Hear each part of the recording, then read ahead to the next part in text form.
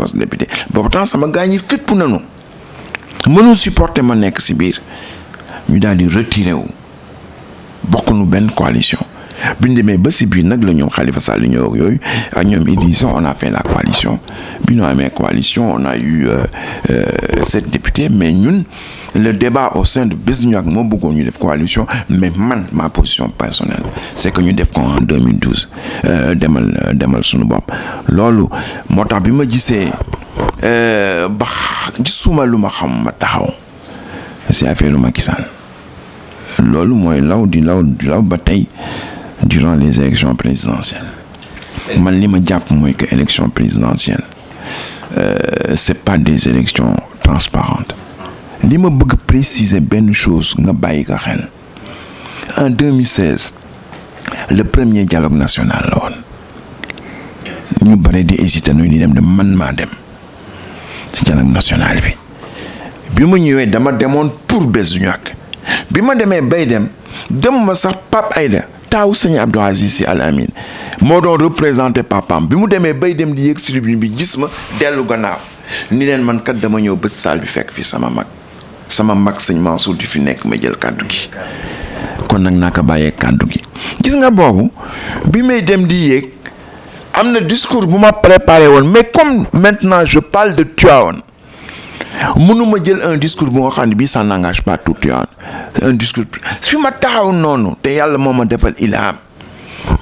ma daal di am un discours wax ni ñaari priorité la ñu am 2 priorités qui surdéterminent toutes les autres priorités c'est le processus électoral et la gestion de nos ressources naturelles.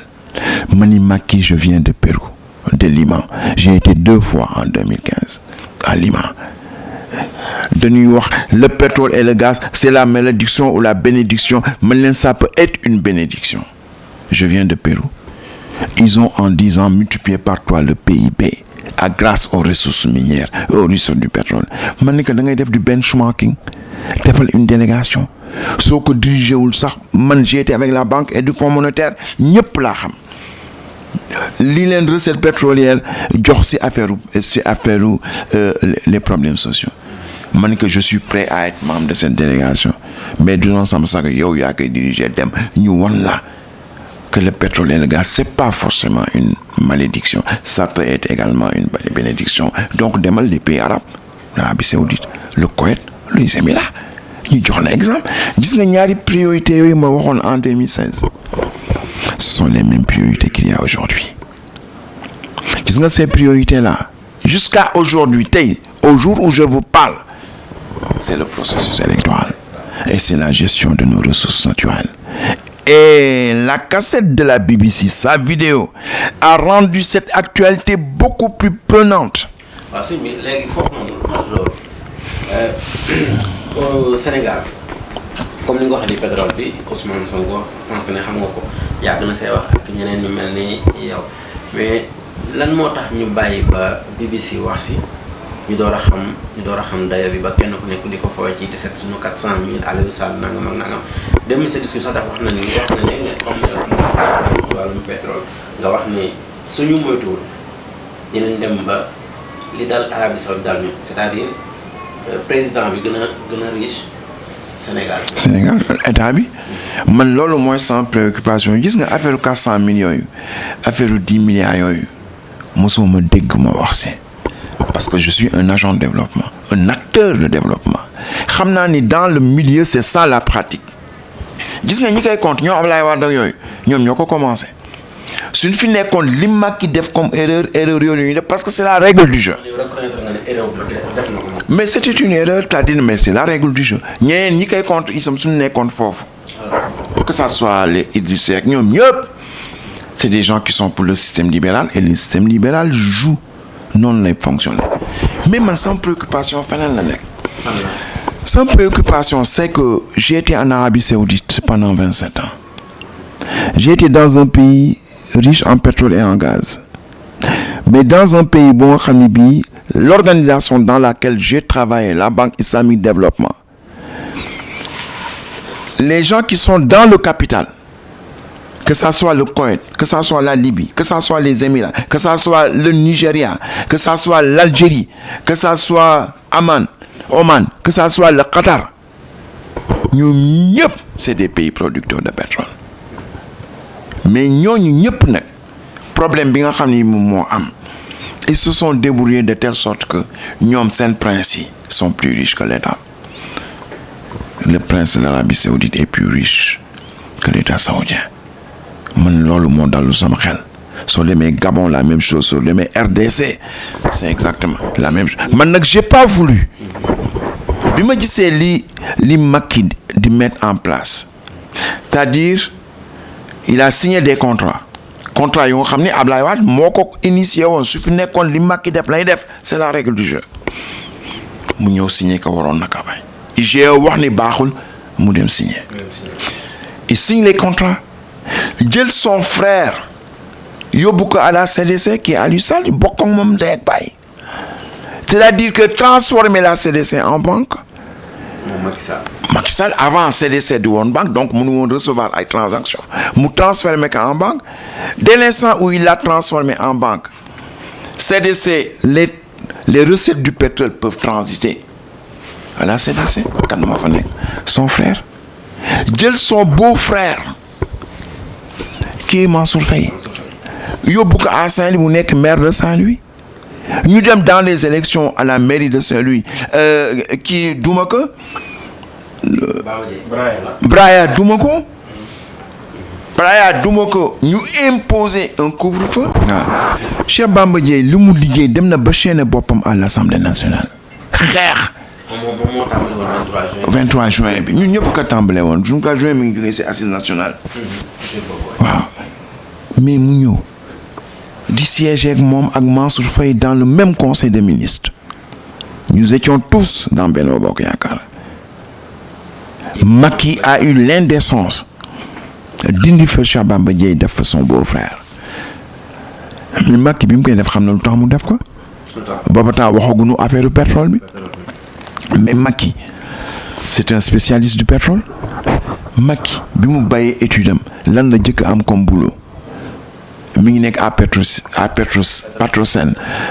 lan la fa nekkoon, il gérait les données concernant le pétrole, c'est-à-dire fu pétrole, c'était un simple directeur de non pas de Petrosen encore. Petrotype mais même pas Petrosen laa wax.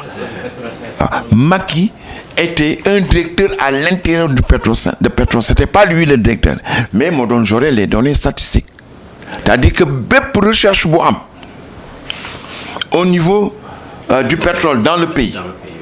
degré bi fan la nekk ab Macky savait tout. ba pare mu nekk directeur de Petrosen ba pare mu nekk ministre de l'énergie. Donc lépp luy pétrole fii léegi 20 ans ak 20 ans yi jiitu Macky xam na lépp. Donc Macky xamoon na pétrole mi ngi ñëw Ndar mu dem def fa son beau-frère dem tekk fa. C'est-à-dire que Saint-Louis aujourd'hui surtout ni mu ko fale maire il était ministre mais daf ko fal maire donc xam nañ am na luy ñëw te bëggul gërëm gi dërëm bi kenn gaal gi mu dem jël son oncle si société boobu ñoo Aliou Sall mu def ko président de cette société. Man li mu doon dénoncer ni bëgguma li xew Arabie Saoudite a xew Sénégal, c'est-à-dire que Akimo waxuma ni dama ni dañu naroon Akimo, c'est-à-dire jël des points stratégiques fu ne mu placé fa kan la fa placé wu fa kenn ay mbokkam la fa placé de telle sorte que comme en Arabie Saoudite comme au Koweït comme aux Émirats dërëm bi génnul gaal gi à telle enseigne qu'en Arabie Saoudite le roi est plus riche que l'État saoudien. Je ne voulais pas qu'au Sénégal le président de la République muy Macky di kuy ñëw ëllëg soit plus riche que le Sénégal. Et aujourd'hui dans une ville telle que Saint-Louis xam nga ni année bu nekk dana am 70 femmes yu dee qui sont mortes en donnant la vie à l'hôpital de Saint-Louis. Kon la première chose bu nga xam ne bi pétrole bi su ñëwee woon loolu moom la ñu war a jëriñoo mooy mu fexe ba régler les problèmes de la santé, les problèmes de l'éducation. te kooku pour mu def ko il faut que ça soit transparent. dërëm bu génn ci pétrole bi fan lañ koy dugal ñun ñëpp ci d'accord te man je trouve que c'est pas trop tard mun nu ko bàyyeek moom et je continue à croire que Macky Sall a un petit peu de patriotisme bu nga xoolee am na lu muy yëg si bëgg Sénégal man jàpp naa ni gënuma ko bëgg Sénégal xëy na rek bakkan rek la waaw wa taadilu la yàlla wax nee na bu leen topp sa nan la ko wax waaw la tattabiul hawa noonu la ko waxee la taadi an taadilu non na la taadi an taadilu yàlla waaw an taadilu yàlla nee na bu leen topp seen bakkan rek te na ngeen jubal tu vois loolu xam naa ni Macky il a un minimum de patriotisme et je compte sur ce patriotisme là pour que ñun ñëpp ñu toog autour de la table benn dëkk la ñu am muy Sénégal te ñun ñëpp bëgg nañu Sénégal man li ma wóor mooy que su fekkee ni pétrole bi jaar na yoon dans 4 ans nous serons comme Washington nous serons comme l'Arabie Saoudite voilà ñun ñëpp ñu fekkee lépp. ci kaw loolu comme ni nga ko waxee noonu rek loolu rek moom mooy seen combat mooy que ne ñëpp jariñu ci pétrole bi. waaw ñaari priorité yi de. la gestion des ressources naturelles et le processus électoral. waaw ñaari yooyu noonu léegi ci kaw loolu ñu gis ne fan yi Sénégal ba tey ci li war ci moo tax ne ñu ngi jéem a yee fitna tàmbalee ko ak li nga xamante ni moom moo xew ci école Jeanne d'Arc. ay xale yoo xam ne ñu doon jàppale depuis Jeanne d'Arc commencé wu daaw am na ay experts ay ñu fa jógee pourquoi ñu nekk ba jamono bii ñu ne léegi dañuy tere le port du voile wala dañ comme arrangé nga génn si école loolu stratégie la du ñu teg comme yee fitna au Sénégal pour mën a akimu pétrole bi ànd la si ñuy wax loolu. man je vais aller beaucoup plus loin gis nga. Avec le rapport de la BBC li mu wax ñun mënoon nañu wax depuis très longtemps mais ñun suñ ko waxee c'est moins crédible que su fekkee ni une organe BBC du caaxaan yow journaliste nga BBC bi ñu laate génn loolu seen avocat y a 1000 avocats qui ont vu ça kenn mënu leen dund baram ñu noonu dañ leen porter plainte ba léegi pourquoi ba léegi porté wu leen plainte mais BBC man fa laa yaroo j'ai fait mes études à Londres je sais ce que c'est que la BBC c'est la télévision de Sa Majesté la Reine. du waxantu daal. du ñu waxantu ay borom xam-xam c'est le premier poste de télévision dans le monde kuy def télévision ñoom ñoo la ko jàngal donc ñooñu du ñu caaxaan ñoom bi Aliou Sall ne damay porter plainte est-ce que gis nga fu mu porter plainte mais BBC dafa ñëw wax lu nga xam ni Sonko mi ngi ko doon wax maa ngi ko doon wax ñu bare ñoom Adama Gaye mosuñu dañ di ko wax. waaye parce que BBC la jógee te mënuñu ko duut baaraam c'est là où le Sénégal s'est rendu compte que Aliou Sall a mis Macky dans une situation intenable mu déclaré ni du démissionner mais ban pression doon exercer mu démissionner Sénégal yi wala nu laaj ni pourquoi mu démissionner kooku c'est la première chose pourquoi mais dafa démissionner parce que xëy na Macky yëgul woon li mu doon def yëpp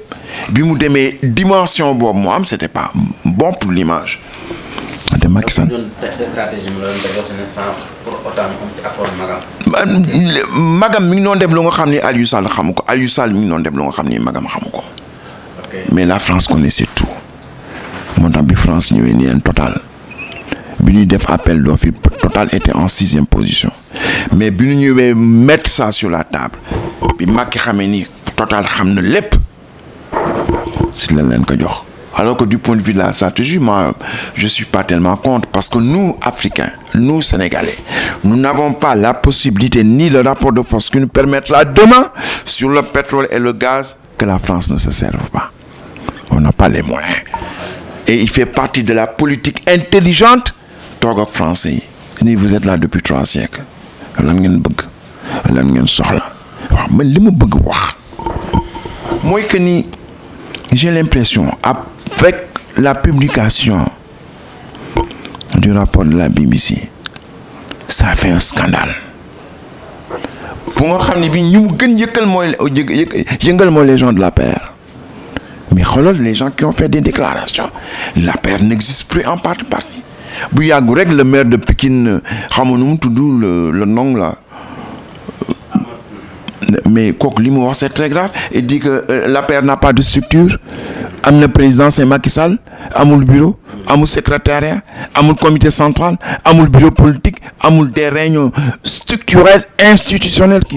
qui se tiennent. Mais donc nous sommes dans un pays bon xam ni le parti du président est dans cet état de déliquescence, c'est-à-dire demain n'importe quelle crise internationale mën na intervenir et nous emporter. Donc il y a eu un scandale boobu bi mu amee coow li bare et moom autour de Macky Sall amul kenn ku am épaisseur stratégique pour tontul ko moom il n'a pas de vécu politique qui lui permet de faire ça ñi ko wër amuñu ko. moom day wéet kon ci. mais dafa wéet ci loolu léegi nag lu doon problème yëpp mooy coow luy jóg coow li ñu taal lan la ñu fexe ba mu fay ko donc tout ce qui s'est passé dama lay citer c'était des contre-feux. Jeanne d'Arc contre-feu la mais des gens qui pendant des siècles ont vécu dans la coexistence pacifique, l'acceptation de l'autre, dans un esprit de tolérance à nul autre pareil, qui n'existe nulle part dans le monde. Aujourd'hui, si je suis co-président du Conseil mondial des religions pour la paix, bin may fal Côte d'Ivoire dafa bañ, Chine bañ, Américains yi ñoo ma imposé. Lu tax ñu imposé ma dañuy le Sénégal est un petit pays, certes parce que Chinois yi ñoo wax un petit pays de 13 millions, nous sommes 1,3 milliard, pourquoi ñu leen yóbbu. Mais Américains yi ñoo wax ne Sénégal est un petit pays, certes, mais c'est un grand peuple. À 96% de musulmans, ils ont nommé un président catholique contre un candidat musulman pendant plus de 20 ans. Kooku kenn defu ko dans le monde. C'est sur cette base-là que j'ai été élu. Donc ñun yàgg nañu nekk ci jàmm ak catholique yi. Non seulement il y a une coexistence pontifique intraconfessionnelle, c'est-à-dire d'une religion à l'autre, ak interconfessionnelle. D'une religion à l'autre, à l'intérieur des religions, il y avait une coexistence. Mais ñu jékki-jékki rek génneel nu affaire voile jékki-jékki rek mu am ay nit yu nekk dans les réseaux sociaux ou dans les ragots sociaux di saaga Sëñ Tuubaa di saaga Alaaji Malik ñu toogati tuuti ñu jàpp Mame Adama ñu jàpp Adama Gaye jàpp Guy Marius Sagna ñooñu ñëpp tool yu jëpp ku nekk di wax fàtte noonu pétrole bi noo ka 100 000 fàtte nañu ko waaw gaz loo ko suul mu xeeñ fàtte nañu ko ñu toogati jékki-jékki rek ñu manipuler des gens ñi ñëw diggante ñaseen yeeg tijaan yi Tiwaawan yi jàmm rek a fa mos dox waaw sama maam Ablaye Niass ak Seydi Hadji Malick dañu soppante woon dañu nawante woon n'était pas dans une situation de concurrence ñun lu ñu gëm ni sunu maam moom la yore te notre historien de notre famille di Seydou Wele li mu nettali bi mu koy nettali sëñ Babacar a ngi toog sa maam Abdou ngi toog sa maam Mansour a ngi toog sa maam Habiba ngi toog sëñ Moustapha ngi koy dégg sëñ Mansour ngi koy dégg sëñ Cheikh ngi koy dégg sëñ Abdou ngi koy dégg ba sëñ Abdou reprendre exactement li mu wax waaw man loolu laa gëm ñeneen ñi nag mënoon am seen version bi nga xam ne bi moom la ñu nettali ci seen biir famille mais nu ñu indi ñaari version yi. C'est ça la démarche de l'historien sa maam Seydi Hadji Malick xilaas bi mu def day wax ni lii de wax nañ ko mais am na ñeneen ñu wax leneen indi ñaar ñëpp teg donc aujourd'hui je considère que tout ça c'est des contre-feux de contre-feu pour éteindre quel feu? Le vrai feu, le feu de la BBC. À telle enseigne qu'aujourd'hui la question que je me pose ñii di wax yëpp fee yi am yëpp quels sont les lobbies qui sont derrière? Les mêmes causes produisant les mêmes effets. Je ne peux pas m'engager, mais je sais que les mêmes causes, je ne m'engage pas pour l'instant, je fais mon investigation. Les mêmes causes produisant les mêmes effets.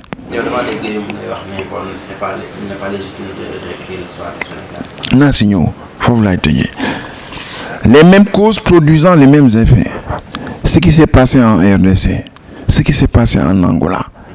ce qui s'est passé en Libye, ce qui s'est passé en Irak. En Irak, les sunnites et les chiites, pendant des siècles depuis Yonent bi ñi vivre en paix. ñu jékki-jékki rek créer leen problème. Chiites yi dañu dem fekk julli les sunnites di julli jumaa ñu placé bombe 200 personnes de sunnites yi ñoo fayu. léegi Irakiens yi talatuñu pétrole xam nga lan lañu tal xeex seen biir ñu les grandes puissances ñëw jël pétrole bi yóbbu. La même chose en Libye. La même chose partout. de telle sorte qu'aujourd'hui Sénégal foofu la jëm daan ñu indil ay petits problèmes et tous les ingrédients yàgg naa di ko wax qui ont fait éclater les autres pays sont réunis au Sénégal mais il y avait benn soupape de sécurité qui était quoi? Qui était les confréries. Les confréries ont permis cette coexistence ba nga xam ne kenn mënu leen manipuler mais léegi tout a sauté fexe nañu ba ñaseen yeeg toi tu vois ñi ngi waxante lu nekk tu vois fexe nañu ba ay nit ñi ngi am fitu taxaw di saaga Sëñ Tuubaa ak Seydi Hadji Malick fexe nañu ba bëgg créer un problème au lieu.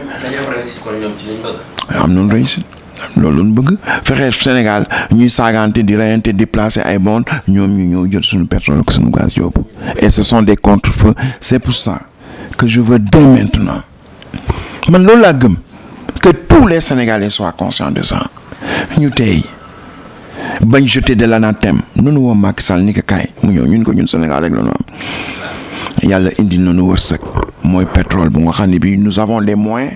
de régler les problèmes de notre sous-développement puis quand même xanaa ñun ñëpp am nañu un minimum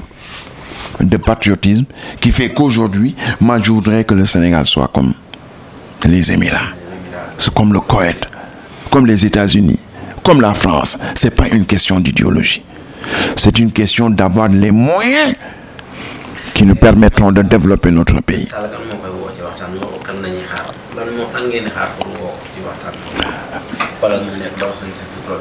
Donc, ça va pas être trop tard parce que lii man analyse bi ma def par rapport au pays. Macky Sall n'a pas les moyens de sa politique. Les conditions dans lesquelles les élections ont été gagnées, tout le monde le sait, on n'y revient pas. Il n'a pas l'imprimature populaire. Il n'a pas la sanction du peuple. On connaît les conditions dans lesquelles il a gagné les élections. Avec cette impopularité-là, Macky Sall ne peut pas diriger le pays. Maintenant, être tenté par la dictature